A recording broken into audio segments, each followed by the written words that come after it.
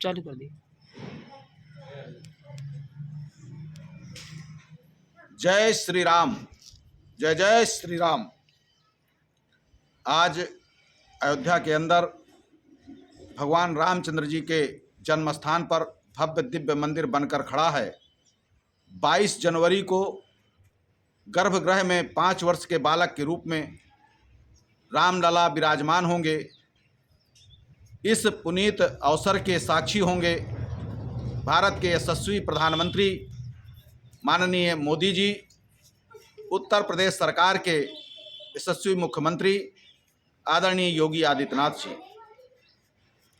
यह सुंदर पल जब पूरा देश ही नहीं पूरी दुनिया राममय है, सब लोग राम धुन को गुनगुना रहे हैं, राम नाम गा रहे हैं और भव्य उत्सव मनाने के लिए पूरा देश आतुर है। यह पल हम सबको ऐसे नहीं मिला है, इसके लिए बड़े संघर्ष किए गए हैं, इसकी संघर्षपूर्ण गाथा है। हम सब जानते हैं कि इक्ष्वाक वंश में सत्यवादी राजा हरिश्चंद्र हुए, उसके बाद मूरध्वज, और मूरध्वज जी के बाद 64वीं पीढ़ी में मर्यादा पुरुषोत्तम भगवान श्री रामचंद्र जी का जन्म हुआ। उनके जन्म के बाद की और राज सिंहासन तक बैठने की कथा पर हम सब नहीं जाएंगे। उसके बाद वह किलानुमा मंदिर के रूप में तब्दील हो गया और सबसे पहले 150 ईसा पूर्व ग्रीक आक्रामक मिलिंद ने उसे ध्वस्त किया। इसके बाद सुंगवंशी राजा धुमतसेन ने 3 वर्षों में उसका निर्माण कराया। सन 1033 में सालार मसूद आया और उसने भी उसको तोड़ा। इसके बाद विक्रमादित्य जी का शासन आया। राजा विक्रमादित्य ने 84 खंभों का बहुत ही सुंदर मंदिर का निर्माण कराया। इसके बाद 1526 में बाबर वहाँ पर आया और उसने मंदिर तोड़ने का क्रम चलाया। हम सब जानते हैं कि 1528 में 1526 से 28 के बीच लगातार हिंदुओं और मुगल सेना के बीच युद्ध होता रहा, मंदिर पूरी तरह नहीं तोड़ पाया। तब मीर बाकी को उस काम में लगा करके बाबर चला गया और 1528 और 30 तक उस मंदिर के तोड़ने का काम चला। और इस 1526 से और 1530 के बीच 4 बार उस मंदिर को तोड़ा गया। इसके बाद वहाँ के धर्मभीरू जनता, वहाँ के हिंदू पुजारी सब मिल करके वहाँ लड़ते रहे और बार बार मंदिर पर कब्जा कर लेते रहे। 10 बार हुमायूं के समय में हमला हुआ, 20 बार अकबर के समय में हमले हुए, 30 बार औरंगजेब के समय हमले हुए, 5 बार नवाब शहादत अली के समय हुए, 3 बार नसीरुद्दीन हैदर के समय हमले हुए, 2 बार वाजिद अली शाह के समय हमले हुए। और इसके बाद 1857 में जब देश पर अंग्रेज़ों का शासन था, एक बार हिंदू मुस्लिम एकता के प्रतीक के रूप में मुस्लिम समाज से अमीर अली जी आगे आए और हिंदुओं की तरफ से महंत रामचरण दास जी आगे आए और दोनों समुदायों के बीच ये समझौता हुआ कि यह राम जन्मभूमि स्थान है, यहाँ पर भगवान राम की गरिमा के अनुरूप भव्य दिव्य मंदिर बनना चाहिए और इसको हिंदुओं को सौंप देना चाहिए। इस बात पर दोनों का समझौता हो गया, क्योंकि अमीर अली जी का मानना था कि इस जगह पर नमाज नहीं पढ़ी जा सकती, अगर नमाज पढ़ी जाएगी तो अल्लाह को कबूल नहीं होगी।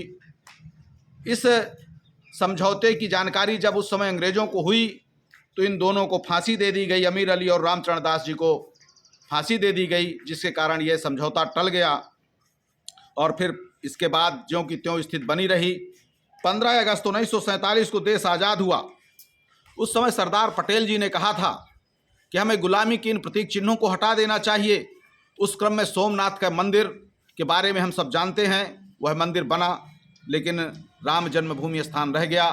1948 में वहाँ के जिलाधिकारी के नैयर साहब ने के समय रामलला जी का प्राकट्य हुआ और फिर केंद्र सरकार या वहाँ के एक कोर्ट के आदेश पर कहें 1949 में उसमें ताला लग गया। वहाँ पर कोई पूजा अर्चना नहीं हो पाती थी, कोई जा नहीं पाता था। हिंदू समाज के बारे में हम सब जानते हैं, समाज सो जाता है, इसको जगाना पड़ता है। इसीलिए उस समय गीत गाया गया, हम सोए सिंह जगा देंगे तुम उन्हें सुला सकते हो क्या, हम घट घट दीप जला देंगे तुम उन्हें बुझा सकते हो क्या। और उन सोए समाज को जगाने का काम संघ ने किया और सोया समाज जगा। 1964 में विश्व हिंदू परिषद की स्थापना हुई। विश्व हिंदू परिषद की स्थापना के बाद 1980 में एकात्मता यात्रा निकालने के लिए योजना बनी। 8 अक्टूबर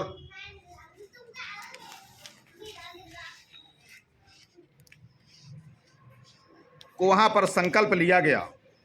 राम जन्मभूमि पर भव्य दिव्य मंदिर बनाने की बात नहीं, तब तो यह सोचा जा रहा था कि कैसे रामलला के दर्शन हों। तो 8 अक्टूबर 1984 को वहाँ पर संकल्प लिया गया। हम सब जानते हैं कि 84 में जब वहाँ संकल्प लिया गया सरयू के किनारे, तो जहाँ पर आज राम की पौड़ी है वह भी स्थान पूरा पटा पड़ा था, राम की पौड़ी बनी नहीं थी। उसी समय यह भी संकल्प हुआ था कि इस राम की पौड़ी की खुदाई कराई जाएगी और बाद में राम की पौड़ी की खुदाई हुई। आज उसका दृश्य हम सब वहाँ देख रहे हैं। 1984 में एकात्मता यात्रा निकाली गई। राम जन्मभूमि मुक्ति कराने हेतु निर्णय लिया गया विश्व हिंदू परिषद द्वारा। सितंबर 1984 में राम जानकी रथ यात्रा का शुभारंभ हुआ, लेकिन उसके बाद 84 में ही इंदिरा जी की जब हत्या हो गई तो इन रथ यात्राओं का कार्यक्रम रद्द कर दिया गया, स्थगित कर दिया गया और ये यात्राएं अक्टूबर 1985 में पुनः प्रारंभ हुई। जगह जगह राम जानकी के रथ पहुँचे लोगों को जगाने के लिए। और इसी के क्रम में 1986 में अयोध्या के अंदर एक धरना का कार्यक्रम हुआ और वहाँ पर हम सब लोगों ने धरना दिया और 1 फरवरी 86 को कोर्ट के आदेश से राम जन्मभूमि का ताला खुला। उसके दर्शन करने का सौभाग्य भी हम सबको प्राप्त हुआ और उसके बाद लगातार सब लोग दर्शन करने लगे। 87 में यात्राओं पर प्रतिबंध उस समय की सरकार ने लगा दिया और 87 में जब उन राम जानकी रथों पर प्रतिबंध लगा तो हमारे जनपद में उस समय यात्रा थी। वह यात्रा का रथ राजापुर में जाकर के वहाँ तुलसी स्मारक में खड़ा हो गया और वहीं उसको प्रतिबंधित कर दिया गया था, वहाँ पुलिस का पहरा लगा दिया गया था। सितंबर 1989 में विश्व हिंदू परिषद ने पहले से घोषणा किया था कि हम 30 सितंबर 1989 को वहाँ पर शिलान्यास करेंगे और शिलान्यास करने के क्रम में वहाँ पर उस समय शिलान्यास हुआ और शिलान्यास में बिहार के एक अनुसूचित जाति के कार्यकर्ता कामेश्वर प्रसाद चौपाल जी ने उसमें यजमान की भूमिका निभाई और उन्होंने वहाँ पर शिलान्यास किया और 2 दिन वह कार्य चला और 9 नवंबर 89 को वहाँ पर शिलान्यास हुआ और शिलान्यास के 2 दिन बाद उस काम को वहाँ पर रोक दिया गया और 30 अक्टूबर तक का समय दिया गया कि 30 अक्टूबर को हम कार्य सेवा प्रारंभ करेंगे। 30 अक्टूबर से वहाँ पर कार्य सेवा प्रारंभ हुई। कार्य सेवा प्रारंभ होने के बाद